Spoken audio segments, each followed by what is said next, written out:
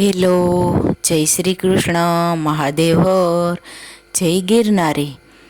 ઉપલા દાતારથી નજીકમાં જ કાચલિયો વીરડો છે.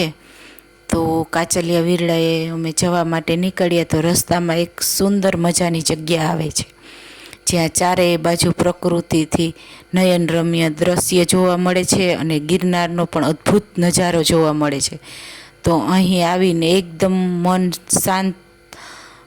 મનને શાંતિ મળી અને એકદમ આમ મજા આવી. તો એક બે શાયરી ગિરનાર વિશે યાદ આવે છે, તો હું આપ સૌને સંભળાવું.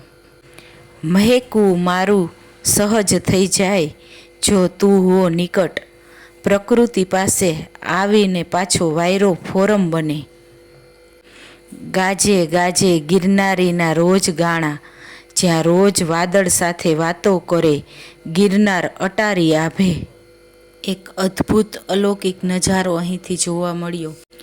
દત્ત સત જ્યાં ધૂણી ધખે, જ્યાં અલખ આનંદ લેર લાગી, હાલને મનવા દત્ત ચરણમાં જીવ જગતને ભે ભાંગે. ફોટો શૂટિંગ ચાલી રહ્યું છે કે ફોટો પાડે છે.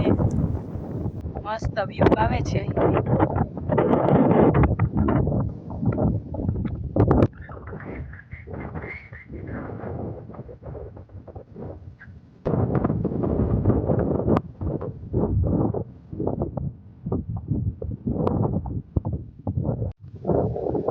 ચાલો કાછલિયા વીરડે જઈ છે.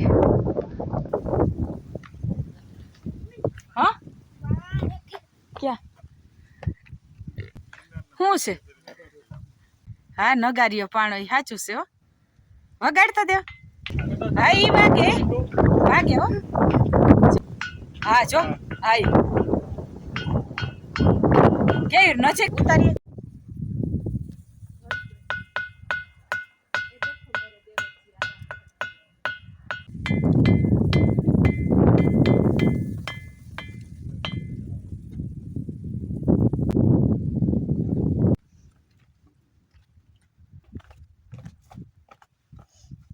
હાલો તો કાછલિયા વીરડાના દર્શન કરી આવી, પ્રસાદી લઈ આવી.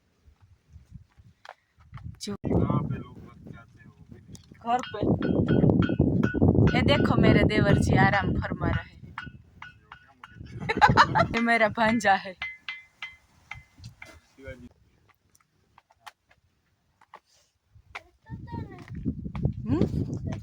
હા, વાગતો તો નગારીયો પાણો હતો. એક ઝાલરિયો પાણો છે, ઝાલર વાગે ને એકમાં નગાર વાગે.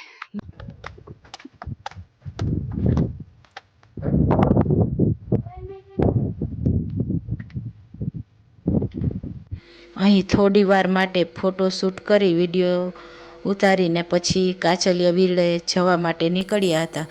કાચલિયા વીરડા વિશે હું તમને કહું તો કાચલિયો વીરડો એ ખૂબ જ નાનો, એટલે કે આશરે 2 થી 3 ફૂટ જગ્યામાં છે અને જે ફક્ત પથ્થરનો બનેલો છે. આ જગ્યાએ આવતા લોકો નાળિયેરની કાચલીથી પાણી પીવે છે. તહેવારમાં આ જગ્યાએ હજારોની સંખ્યામાં માણસો આવે છે અને કાચલીથી પાણી પીવે છે અને ઘરે પણ લઈ જાય છે. તેમ છતાં આ વીરડામાં કોઈ દિવસ પાણી ખૂટતું નથી, જે એક સત્ય હકીકત છે. આ જગ્યાએ જવા માટે ઉપલા દાતારથી થોડે દૂર ચાલતા જવું પડે છે, જે રસ્તો દુર્ગમ હોવાથી થોડું સંભાળીને ચાલવું પડે છે. પણ આ રસ્તો ભયંકર હોવા છતાં પણ આજ દિન સુધી કોઈને ઈજા થયેલ હોવાનું સાંભળવા મળેલ નથી, જે એક સત્ય હકીકત છે. સાંજ પડતાની સાથે ક્યારેક ક્યારેક આ જગ્યાએ સિંહ પણ જોવા મળે છે, જેથી સમયસર પાછા આવતા રહેવું એ હિતાવહ છે.